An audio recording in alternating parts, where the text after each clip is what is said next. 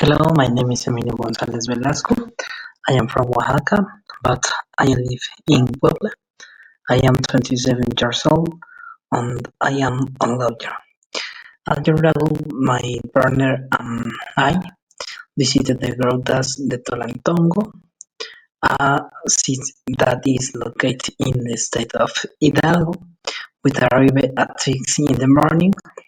We went to have breakfast at a restaurant with traditional food. We ordered barbacoa. Israeli is the most exquisite barbacoa in all of Mexico. Then we continued till we reached the bottom where there is a river with blue and white water. We went into swim for about 2 hours. Then we went to buy some snacks from the place. We really didn't feel too much. Later, gate from the police gate used as a utility. We reached the caves where the river begins. There we entered the caves with the help of some flashlight.